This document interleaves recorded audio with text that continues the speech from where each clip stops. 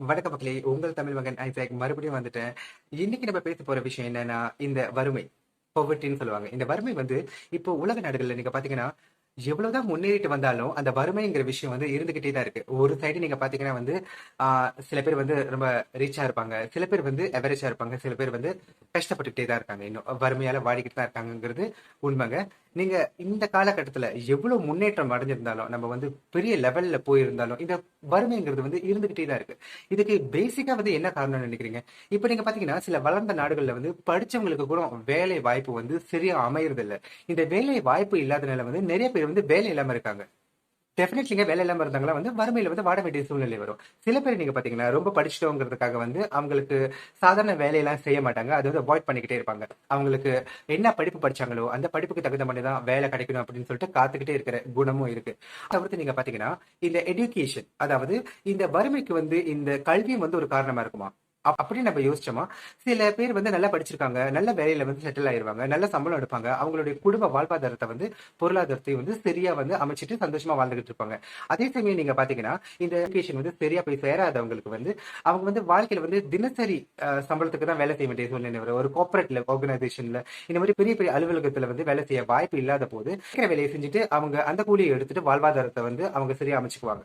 அப்படி பாத்தீங்கன்னா, எவ்வளவு சம்பளம் கிடைக்க போகுது இந்த டெய்லி சம்பளத்துல, இந்த டெய்லி வேஜஸ் சொல்லும்போது எவ்வளவு பெருசா கிடைச்சிட போகுது. அதுவும் நீங்க இப்போ இந்த லாக்டவுன் காலத்துல நீங்க பாத்தீங்கன்னா, இந்த கொரோனா காலத்துல வந்து நிறைய பேருக்கு வந்து வேலை வாய்ப்பு இல்லாம போயிடுச்சு, நிறைய பேருக்கு வேலை போயிருச்சு.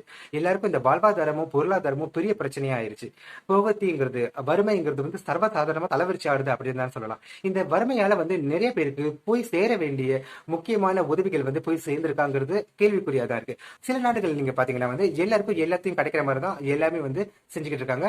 கவர்மெண்ட் தான் இருந்தாலும் சரி, என்ஜிஓஸா இருந்தாலும் சரி, அவங்களுடைய எஃபர்ட்டை போட்டு எல்லாருக்கும் எல்லா விஷயமும் சரியா போய் சேரணும், வறுமை இல்லாம பாத்துக்கணும்னு சொல்லிட்டு எல்லா வேலையும் இங்க செஞ்சுக்கிட்டு இருக்காங்க. வறுமைன்னு சொல்ற ஒரு விஷயம் வந்து ரொம்ப கொடுமையான ஒரு விஷயங்க. ஏன்னா முதல்ல வாழ்க்கைக்கு நம்மளுக்கு தேவையான விஷயங்கள் என்ன? உடை, உணவு, இருக்குமிடம். அதுவே வந்து பிரச்சனையா இருக்கும் பொழுது வாழ்க்கையை எப்படி வாழ்றதுன்னு நிறைய பேர் ரொம்ப கஷ்டப்பட்டுக்கிட்டு இருக்காங்க.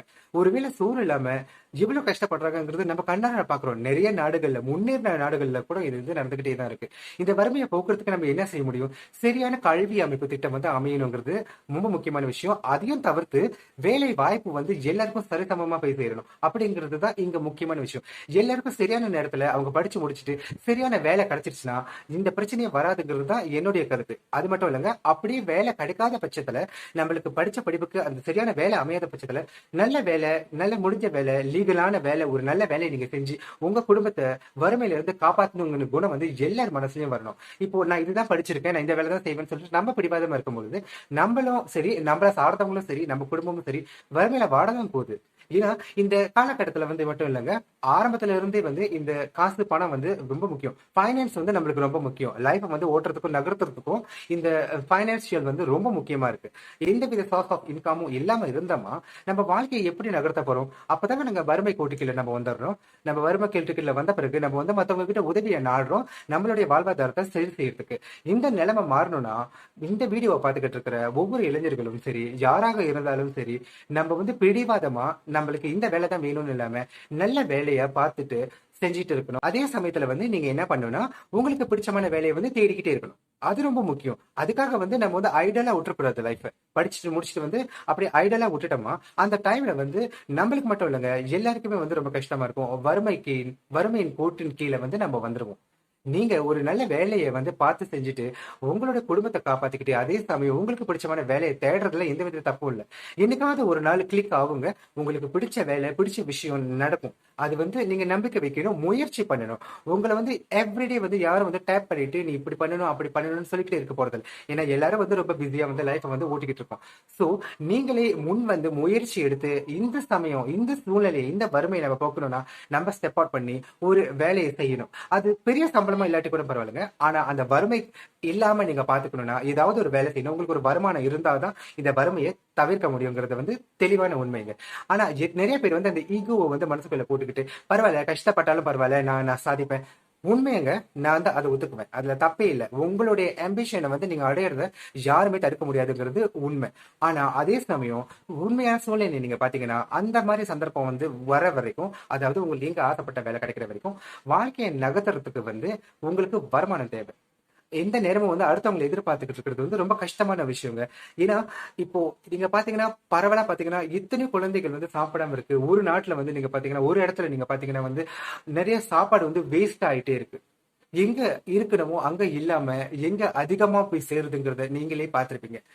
உணவு விரயம் வந்து ரொம்ப சர்வசாதாரணமா நடக்குது. ஒவ்வொரு ஆளும் சாப்பிட்டுட்டு தூக்கி வீசுறது மிச்சத்தை பார்க்கும்போது மனசு ரொம்ப கஷ்டமா இருக்கு. ஏன்னா வந்து அடுத்த இடத்துல வந்து அந்த சாப்பாட்டுக்கு கூட வழி இல்லாம நிறைய பேர் இருந்துகிட்டு இருக்காங்க. இந்த வறுமை எவ்வளவு நாளைக்கு நீடிக்க போகுது?